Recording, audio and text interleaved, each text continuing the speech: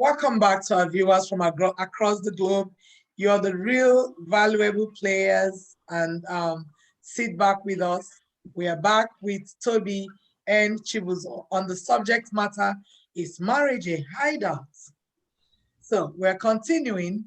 Toby, should folks be afraid of divorce? Why or why not? We folks in different cultures, again, it still takes me back to that issue of where we come from and our beliefs, our traditions. Folks in Africa are always afraid of it and should be, because we were made to believe our cultures don't support divorce at all. You know, you get married to one man, most likely that'll be the person that you'll be with for the rest of your life, or you get married to a woman, vice versa, you know. So we are always a little bit skeptical about divorce because the society frowns at it. They'll look at you, oh, in Yoruba, they call it dalimushu. They'll be like, oh, we don't want you to be, we don't want to be a single woman, a single mother that left a matrimonial home. Yeah. But in other cultures, like in other developed cultures, like over here, divorce is it's even simpler, it's easier than the process that leads to marriage. It's just like, I'm not interested anymore. I'm not interested. Everybody goes. I'm done. I'm done and out. Done. Sign the papers and that's it. Everybody goes their way. Whatever. Sorry, you are not interested. I didn't get that. Repeat that, please. You are not interested in. I'm not interested. I'm not interested. I mean, if I say I'm not interested. No, he's saying that the way folks walk out of marriage. Yeah. Okay. Like if they just decide, they just decide like they don't want to be part of the union anymore. That's all there is to it. And everybody goes and sign a piece of paper and that's it. They go. And again, that doesn't mean that folks around here don't frown on it.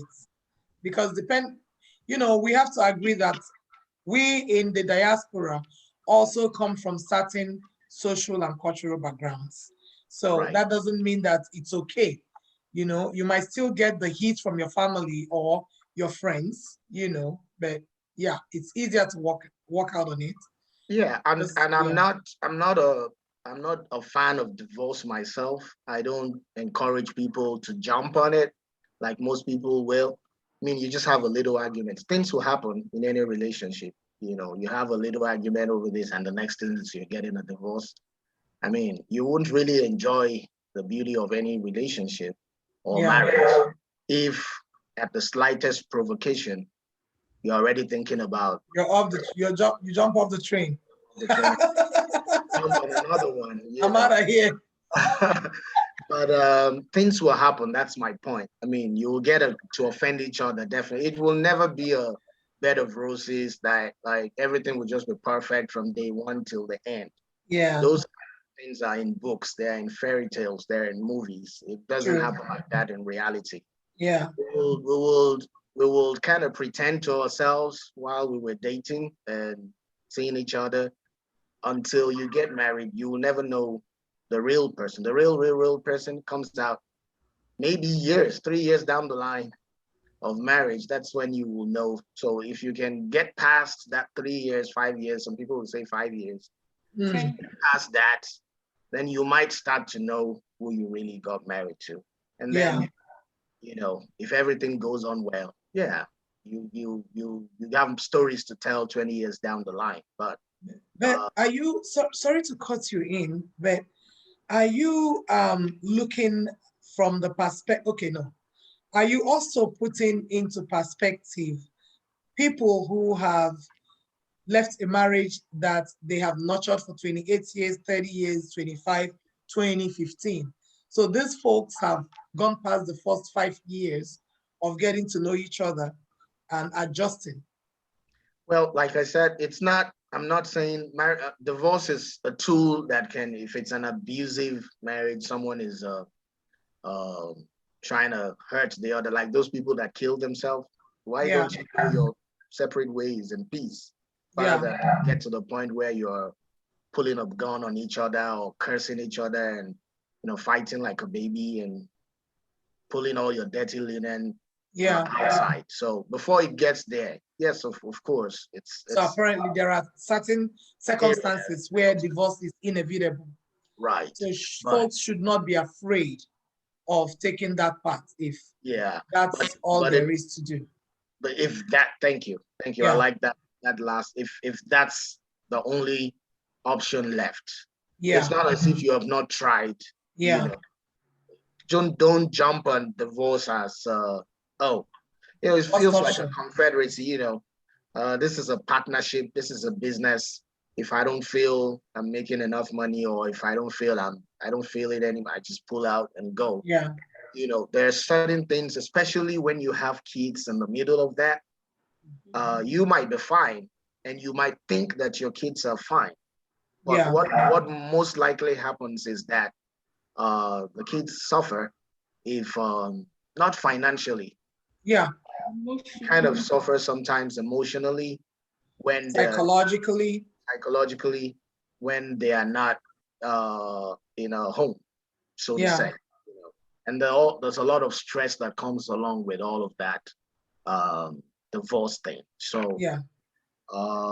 if you can avoid it, I'll say please avoid it. But if like you said, that's the only option left, of course, definitely.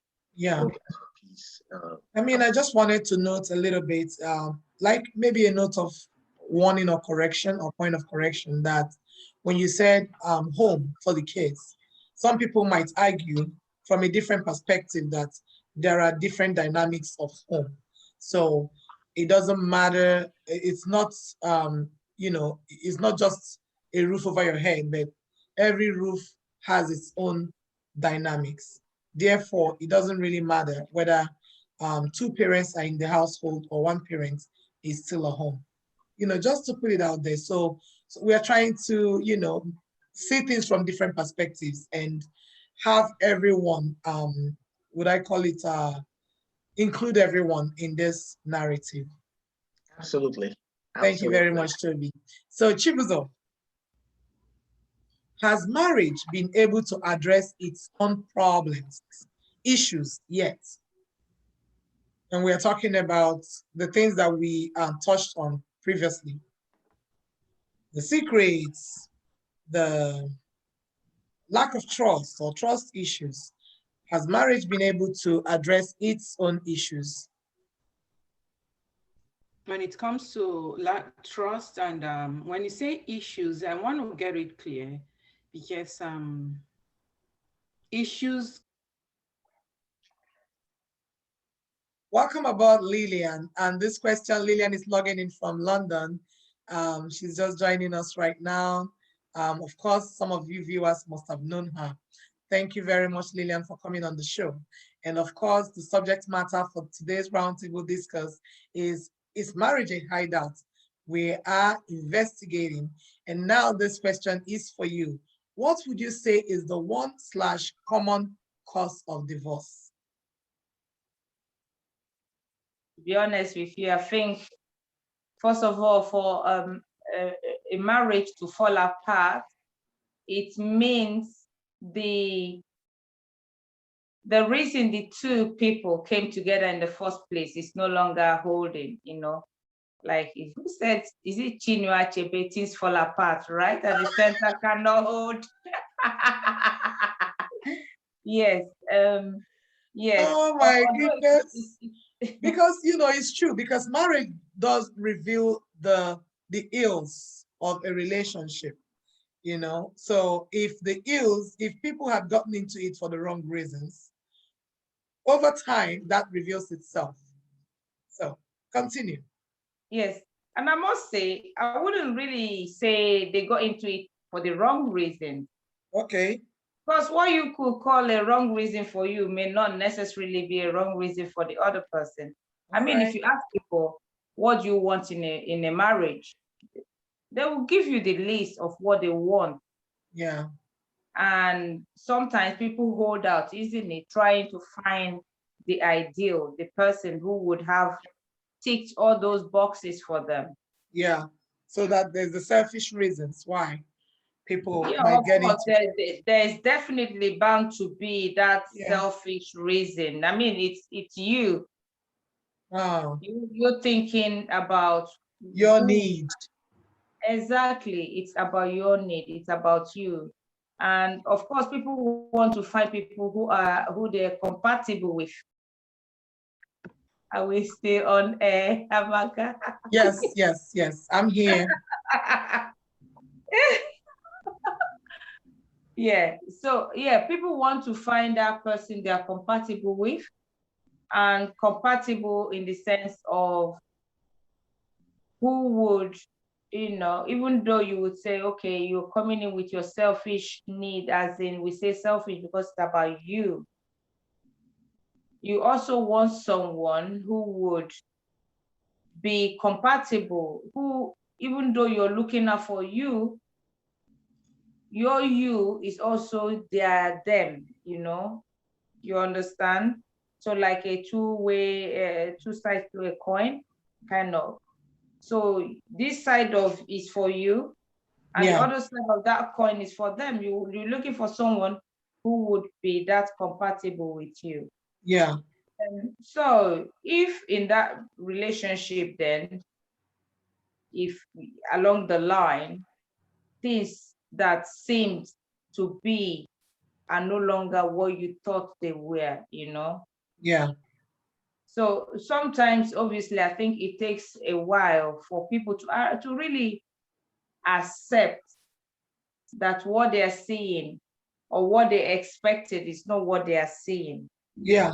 It takes a while. I agree. It takes a while, yeah. And that's where you hear people talking about making the effort, trying to work on the marriage. I've been there. Yeah. Try to work on the marriage, try to make things, pan out for them and for their partners. So for me, the main reason then that marriage would not work out is where they have tried and it's not working out anymore.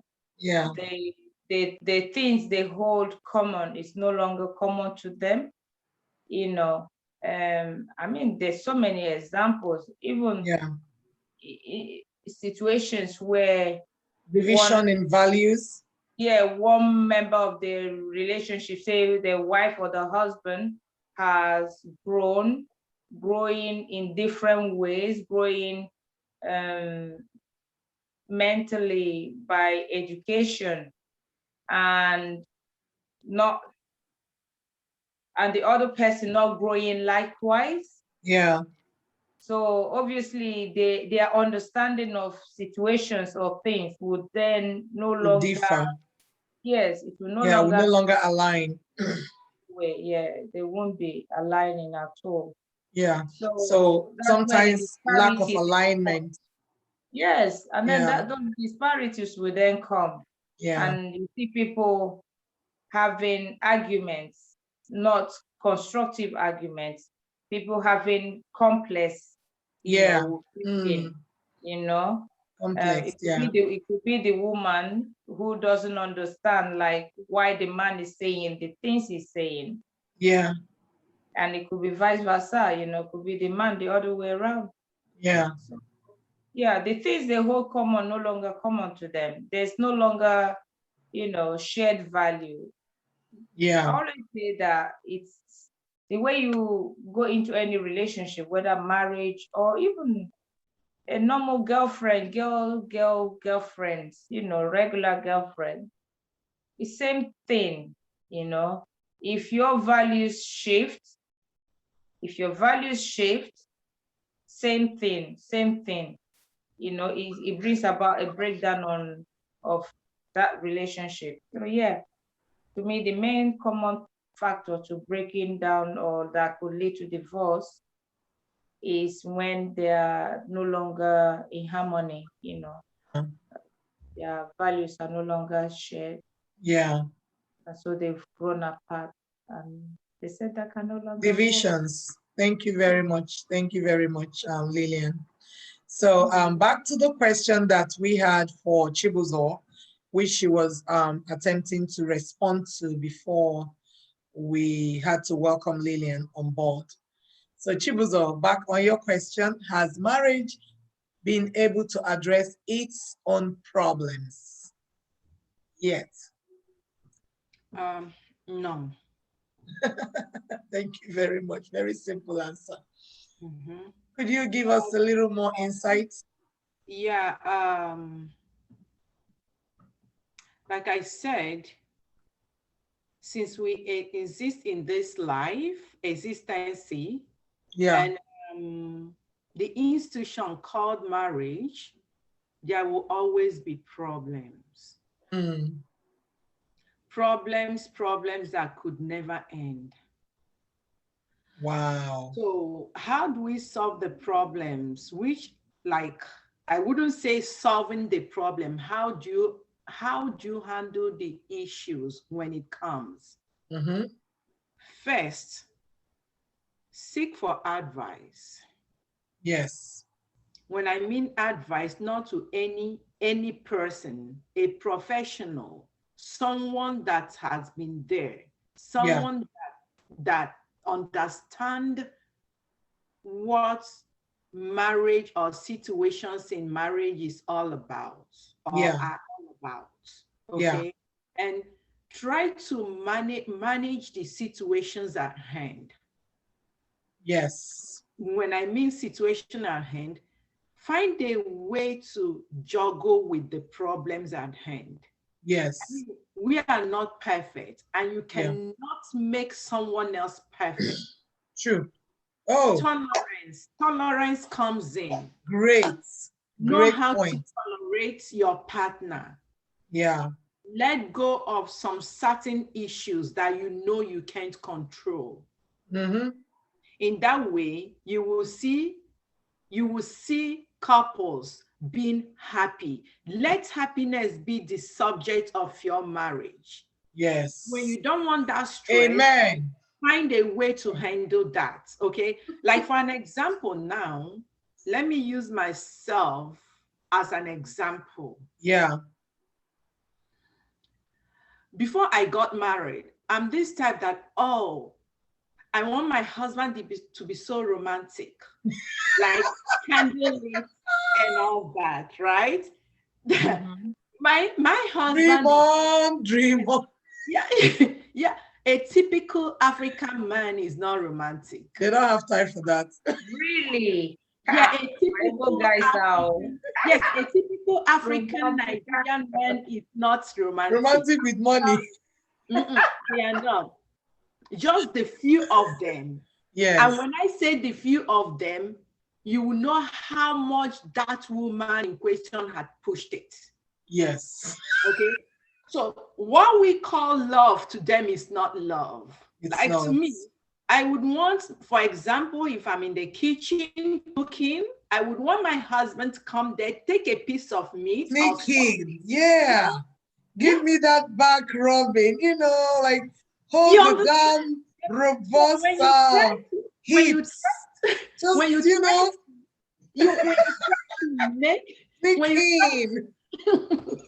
sneak up on me. Give me a peck on my cheek. Yeah, on my neck. So when you try to let him or her understand that, look, oh, can't we try it the same way? Mm-hmm. Can't we try something different? Yeah. And you notice that the more you want to try it, the more it creates a vacuum for trouble or problems. And he's resisting. Yeah, so you let go of those things that most things or some things that you expect in a marriage. Yeah. Just let it slide by. Yeah. Tolerance. By so doing, you compromise. By so doing, you have tried to handle some little issues that would have escalated to a big. But sometimes you don't over compromise and over let go because no. You're training the man to now maybe abuse such No, tolerance. I just give you this example. There are things, of course, that you don't have to compromise. Yeah, okay. I'm starting to, like a man verbally abusing you. Yeah. in the answer, that is why also we have problems. Some women or some men will take that verbal abuse or emotional abuse. Okay, I will change the man. Maybe he or she doesn't understand, and you will let it go on and on and on and on. By her, no.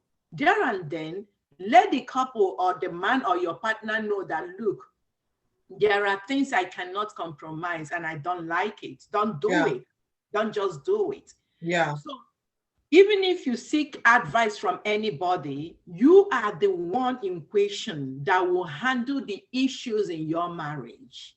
Yeah. It's good to seek advice, but problems in marriages or issues in marriages will never end. Thank you very much, Chibuzo. We have to move on to the next question.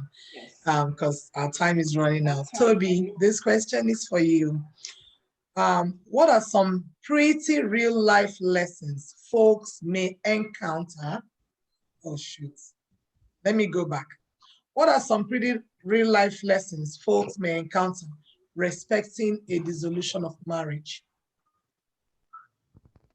Real life lessons folks may encounter following a dissolution of marriage. Well, first of all, it depends on what they have had together, how long they have been together before that marriage is dissolved, before that union is dissolved. Yeah. The most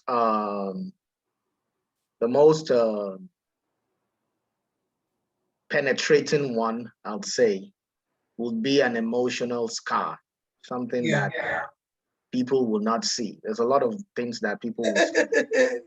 But the one that sticks around for long is that attachment, that scar that never leaves. So, you know, they'll act fine. Everybody will act normal and go about their normal ways, but folks will still be attached in a way. And the things that they fought about, especially if they were really close, those things will linger on like forever. It will never go away. But aside from that, of course, they will have to deal with what they have together. There are some couples that have businesses together, that have properties together, have kids together. You know, who is going to have custody of what? Who is going to pay child support if they decide to go that lane? Yeah. All of that will also come into bear. You have to consider all that, and trust me, they are not pretty things. They are not as easy as they come out. There are things that couples battle back and forth to go to court, come back, go again, year in, year out before there's a resolution to some of them. Yeah. And what I was trying to explain the other time, I hope that it comes out better this time. The kids. Yeah. When there is a breakdown, especially kids that have lived with two parents before. Yeah. They start staying with one parent, regardless of who they stay with. Yeah. They'll feel affected one way or the other. Yeah. Because they're not the ones fighting. They don't even know why dad and mom decide to be fighting over whatnot. Yeah. But as far as they are concerned, what they used to do together, maybe their dad used to take them to piano lessons, maybe he used to take them to whatever. That is not going to happen anymore. Another person might step in and do that. The other partner in the marriage might step in and do that, but it's not the same for the kids anymore. Yeah. Some of those things are backlogs, baggages that drag along the path of divorce. Yeah. I hope it came out better this time. Yeah, of course. And a lot of people will agree to that. And of course, problems you deal with them as they occur. Sure. So every problem that life throws at you, you have to handle it. Otherwise, it will handle you. Thank you very much, Toby. Lillian, are married folks better off than divorced folks? I don't know if I'm really in a position to make that judgment, because I think that's a judgment call. It could be an observation. Yeah, who is better Or off? impression picked up. Well, I don't know, but I know I came across an article one time where a study had been carried out. According to that study, so would definitely be, a good thing to go back and search up for that study. Yeah. Yeah. That study found that married people or people in a relationship had a better life. Is it life expectancy? Okay, longer life. Yes. Than divorce. Better quality of life. Yeah. And their observation was based on the fact that, they are more likely to have what you could call a shock absorber. Do you understand? Oh, yeah. So, like you've got someone at home who you could talk to should anything happen. Yeah. Things that are stressful in your life. So, like, you have like your right hand man, right? Yes. You're not just dealing with situation, going through life, experiencing. Obviously, we know they say marriage is not a bed of roses. So all the heartache, you're not just having it all to yourself. Yeah. And dealing with everyday life issues. Yeah. Compared to divorced folks. But the divorced folk might be in other relationships that might not necessarily be marriage. Yeah. Marriage, the one thing about marriage is it is cultural, isn't it? It's cultural, traditional, normal. Yeah. All these words is defined by the society, right? Yeah, the convention. So, exactly. So being in a marriage then means you're living up to the expectation of the society. You're conforming. Exactly. You So look at it from the other perspective, I mean. yes, you're conforming. So it's one weight out of your shoulder. Yeah. Okay, Is like it an achievement? Hmm. Is it an achievement though? On the one hand, some people would say yes, it is an achievement because there are people who will give anything to be married. Yeah. I, for one, I can tell you, I want to get married one day. Would you call that an achievement when that happens? It would be fulfillment of a desire. Yes. That's a better way.